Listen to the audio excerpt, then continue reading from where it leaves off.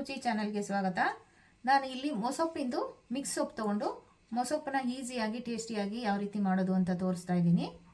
ಬೇಕಾಗಿರುವ ಸಾಮಗ್ರಿಗಳು: ಕಡಲೆಕಾಳು ಮತ್ತು ಹೆಸರು ಕಾಳು ರಾತ್ರಿ ನೆನೆಸ್ಕೊಂಡಿದ್ದೆ, ತೊಗರಿಬೇಳೆ ಸ್ವಲ್ಪ ಇವಾಗ ತಗೊಂಡು ತೊಳೆದು ಇಟ್ಕೊಂಡಿದ್ದೀನಿ, ಮತ್ತು 2 ಟೊಮೆಟೊ ತೊಗೊಂಡಿದ್ದೀನಿ ಮೀಡಿಯಮ್ ಸೈಜ್ದು, 1 ಗಡ್ಡೆ ಬೆಳ್ಳುಳ್ಳಿ, ಒಂದು 10 ಒಣಮೆಣಸಿನ್ಕಾಯಿ ತೊಗೊಂಡಿದ್ದೀನಿ, ಒಂದು 4 ಹಸಿಮೆಣಸಿನ್ಕಾಯಿ, 1.5 ಗಡ್ಡೆ ಈರುಳ್ಳಿ ಇಟ್ಕೊಂಡಿದ್ದೀನಿ, ಮತ್ತು ಸ್ವಲ್ಪ ಕೊಬ್ಬರಿ, ಒಂದು 4 ಟೇಬಲ್ ಸ್ಪೂನ್ ಎಣ್ಣೆ, ಮತ್ತು 1.5 ಟೇಬಲ್ ಸ್ಪೂನು ಧನಿಯಾ ಪೌಡ್ರ್ ತೊಗೊಂಡಿದ್ದೀನಿ, 1 ಟೇಬಲ್ ಸ್ಪೂನು ಜೀರಿಗೆ ಮತ್ತು ಸೊಪ್ಪು.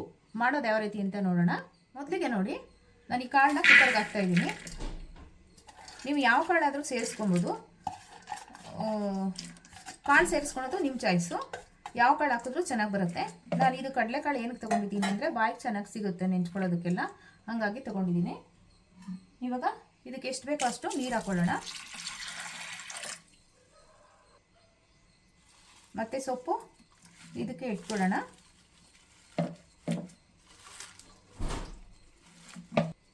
ಇದರಲ್ಲಿ ಮೆಂತ್ಯ ಸೊಪ್ಪಿದೆ, ಪಾಲಕ್ ಇದೆ, ದಂಟಿದೆ, ಸಬಾಕ್ಸಿ ಇದೆ, ಮತ್ತು ಚಕೋತ ಇದೆ, ಎಲ್ಲ ಸೊಪ್ಪು ಮಿಕ್ಸ್ ಇದೆ ನೋಡಿ. ಇವಾಗ ಸೊಪ್ಪೆಲ್ಲ ಇಟ್ಟಾಗಿದೆ, ಮತ್ತು ಈರುಳ್ಳಿ ಹೆಚ್ಕೊಂಡಿದ್ನಲ್ಲ ಅದು ಇಡ್ತಾ ಇದ್ದೀನಿ. ಮತ್ತು ಈ ಜೀರಿಗೆನ ಈ ಈರುಳ್ಳಿಗೆ ತುಂಬಿಡೋಣ, ಅಂದರೆ ಆ ಜೀರಿಗೆ ಎಲ್ಲ ಮಿಕ್ಸಿಗೆ ರುಬ್ಬೋದಕ್ಕೆ ಸಿಗಬೇಕು ನೋಡಿ. ಆದಷ್ಟು ಈ ಈರುಳ್ಳಿನಲ್ಲೇ ಇರಲಿ ಜೀರಿಗೆ.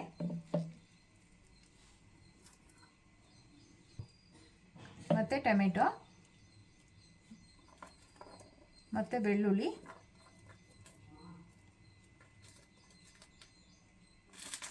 ಮತ್ತು ಮೆಣಸಿನ್ಕಾಯಿ ನೋಡಿ ಎಲ್ಲ ಕುಕ್ಕರ್ಗೆ ಹಾಕಿದ್ದೀನಿ.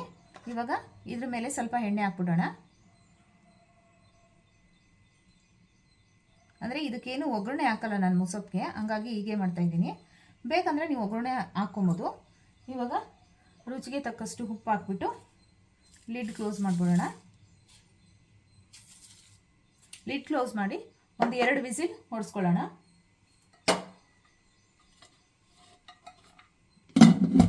ಸ್ಟವ್ ಮೇಲೆ ಇಟ್ಟಿದ್ದೀನಿ ಕುಕ್ಕರು. 2 ವಿಸಿಲ್ ಹೊಡೆಸ್ಕೊಳ್ಳಿ. 2 ವಿಸಿಲ್ ಆಗಿದೆ, ಏರೆಲ್ಲ ಹೋಗಿದೆ ನೋಡಿ, ಕೂಲ್ ಆಗಿದೆ. ಇವಾಗ ಓಪನ್ ಮಾಡ್ತಾ ಇದ್ದೀನಿ.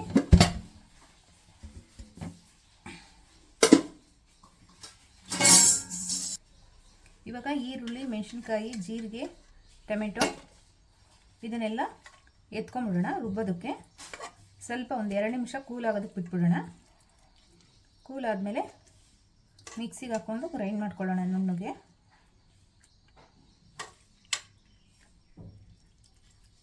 ಇದೆಲ್ಲ ನಾನು ಸಪ್ರೇಟ್ ತೊಗೊಂಡಿದ್ದೀನಿ. ಒಂದು 2 ನಿಮಿಷ ತಣ್ಣಗೆ ಮಾಡಿಕೊಂಡು ಮಿಕ್ಸಿ ಮಾಡ್ಕೊಳ್ಳೋಣ. ಇದಕ್ಕೆ ತೆಂಗಿನಕಾಯಿ ಮತ್ತು ಧನಿಯಾ ಪೌಡರ್ ತೊಗೊಂಡಿದ್ದೀನಲ್ಲ, ಇಷ್ಟು ಹಾಕ್ಕೊಂಡು ಗ್ರೈಂಡ್ ಮಾಡ್ಕೊಳ್ಳೋಣ. ಮತ್ತು ಈ ಸೊಪ್ಪು ರುಬ್ಬೋದಕ್ಕೆ ಸಪ್ರೇಟು ತೆಗಿತಾ ಇದ್ದೀನಿ, ಅಂದರೆ ಸ್ವಲ್ಪ ತಣ್ಣಗಾಗಲಿ ಅಂತ. ಅಂದರೆ ನಾನು ಆವಾಗಲೇ ನೀರು ಸ್ವಲ್ಪ ಕಮ್ಮಿ ಇಟ್ಟಿದ್ದೆ, ಏನಕ್ಕೆ ಅಂದರೆ ಈ ಸೊಪ್ಪೆಲ್ಲ ಎತ್ಕೊಳ್ಳೋದಕ್ಕಾಗಲ್ಲ, ಹಾಗಾಗಿ. ಇವಾಗ ಮಸಾಲೆ ಎಲ್ಲ ರುಬ್ಬಾದ್ಮೇಲೆ ನಿಮಗೆ ಎಷ್ಟು ನೀರು ಬೇಕೋ ಅಷ್ಟು ನೀರು ಸೇರಿಸ್ಕೊಳ್ಳಿ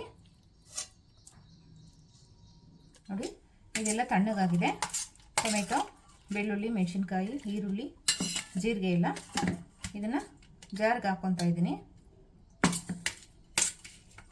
ಇದಕ್ಕೆ ಕೊಬ್ಬರಿ ತೊಗೊಂಡಿದ್ನಲ್ಲ, ತೆಂಗಿನಕಾಯಿ ಮತ್ತು ಧನಿಯಾ ಪೌಡರು ಹಾಕ್ಕೊತಾ ಇದ್ದೀನಿ. ಇದನ್ನು ನುಣ್ಣಗೆ ಗ್ರೈಂಡ್ ಮಾಡ್ಕೊಂಬಿಡೋಣ ನೋಡಿ. ಮಸಾಲೆ ಎಲ್ಲ ನೀಟಾಗಿ ನುಣ್ಣು ಪೇಸ್ಟ್ ಮಾಡ್ಕೊಂಡಿದ್ದೀನಿ. ಇವಾಗ ಇದೇ ಕಾಳಿಗೆ ಸೇರಿಸ್ಕೊಳ್ಳೋಣ. ಮತ್ತು ಸೊಪ್ಪು ತೆಗ್ದಿಟ್ಟಿದ್ನಲ್ಲ ಆ ಸೊಪ್ಪನ್ನು ಒಂದ್ಸಲ ಗ್ರೈಂಡ್ ಮಾಡ್ಕೊಂಬಿಡೋಣ. ನುಣ್ಣು ಗ್ರೈಂಡ್ ಮಾಡ್ಕೊಂಬೇಡಿ, ಸುಮ್ಮನೆ ಒಂದೇ ಒಂದು 10 ಸೆಕೆಂಡ್ ಮಾಡ್ಕೊಂಡ್ರೆ ಸಾಕಾಗುತ್ತೆ ಸೊಪ್ಪು. ನೀರು ಹಾಕ್ಕೊಂಬಿಡಿ. ಇವಾಗ ಇದನ್ನು ಗ್ರೈಂಡ್ ಮಾಡ್ಕೊಳ್ಳೋಣ ನೋಡಿ. ಸೊಪ್ಪನ್ನು ಗ್ರೈಂಡ್ ಮಾಡ್ಕೊಂಡಿದ್ದೀನಿ, ಜಾಸ್ತಿ ಪೇಸ್ಟ್ ಮಾಡ್ಕೊಂಬಿಡಿ. ಇವಾಗ ಎಲ್ಲ ಮಿಕ್ಸ್ ಮಾಡಿ ನಿಮಗೆ ಯಾವ ಕನ್ಸಿಸ್ಟೆನ್ಸಿ ಬೇಕೋ ಆ ಕನ್ಸಿಸ್ಟೆನ್ಸಿಗೆ ನೀರು ಹಾಕ್ಕೊಂಡು ಉಪ್ಪು ನೋಡ್ಕೊಳ್ಳಿ. ಬೇಕಂದರೆ ಉಪ್ಪು ಇನ್ನೊಂದು ಸ್ವಲ್ಪ ಆ್ಯಡ್ ಮಾಡ್ಕೊಳ್ಳಿ. ನಾನು ಇಲ್ಲಿ ಕರೆಕ್ಟಾಗಿ ಹಾಕಿದ್ದೀನಿ. ಇವಾಗ ಇದನ್ನು ಒಂದು 2 ಕುದಿ ಚೆನ್ನಾಗಿ ಕುದಿಸ್ಬಿಡೋಣ. ಇದು ಮುದ್ದೆ ಜೊತೆ, ಅನ್ನದ ಜೊತೆ, ಚಪಾತಿಗೆ, ರೊಟ್ಟಿಗೆ ಒಳ್ಳೆ ಕಾಂಬಿನೇಷನ್ನು. ತುಂಬ ಚೆನ್ನಾಗಿರುತ್ತೆ. ಒಂದ್ಸಲ ಟ್ರೈ ಮಾಡಿ ನೋಡಿ. ನೋಡಿ ಇದೇ ಜಾರ್ಗೆ ನೀರು ಹಾಕ್ಕೊಂಡು ಇದರಲ್ಲಿರೋ ಮಸಾಲೆ ಎಲ್ಲ ತೊಗೊಂಡಿದ್ದೀನಿ. ನೋಡಿ ನಾನು ಈ ಕನ್ಸಿಸ್ಟೆನ್ಸಿನಲ್ಲಿದೆ ಈ ಸಾಂಬಾರು. ನೀವು ಯಾವ ರೀತಿ ಬೇಕೋ ಆ ರೀತಿ ಅದಕ್ಕೆ ಮಾಡ್ಕೊಳ್ಳಿ. ಇವಾಗ ಕುದಿಯೋದಕ್ಕೆ ಇಡೋಣ. ಸ್ಟವ್ ಮೇಲೆ ಇಟ್ಟಿದ್ದೀನಿ. ಒಂದು 2 ರಿಂದ 3 ಕುದೀಲಿ ಚೆನ್ನಾಗಿ. ತುಂಬ ಚೆನ್ನಾಗಿರುತ್ತೆ. ಒಂದು 5 ನಿಮಿಷ ಕುದ್ಬಿಡುತ್ತೆ. ಕ್ಲೋಸ್ ಮಾಡೋಣ ಅಲ್ಲಿಟ್ಟು. ನೋಡಿ 3 ರಿಂದ 4 ಕುದಿ ಚೆನ್ನಾಗಿ ಕುದ್ದಿದೆ. ಒಂದು 5 ನಿಮಿಷ ಕುದ್ದಿದೆ. ನೋಡಿ ಇವಾಗ ಕರೆಕ್ಟಾಗಿದೆ. ಸ್ಟವ್ ಆಫ್ ಮಾಡ್ತಾ ಇದ್ದೀನಿ. ಇವಾಗ ಸರ್ವ್ ಮಾಡ್ಕೊಳ್ಳೋಣ. ನೋಡಿ ಆಗಿದೆ, ಸರ್ವ್ ಮಾಡ್ತಾ ಇದ್ದೀನಿ. ಈ ವಿಡಿಯೋ ಇಷ್ಟ ಆಗಿದರೆ ಪ್ಲೀಸ್ ಲೈಕ್ ಮಾಡಿ, ಶೇರ್ ಮಾಡಿ, ಕಮೆಂಟ್ ಮಾಡಿ, ಸಬ್ಸ್ಕ್ರೈಬ್ ಮಾಡ್ಕೊಳ್ಳಿ. Thank you.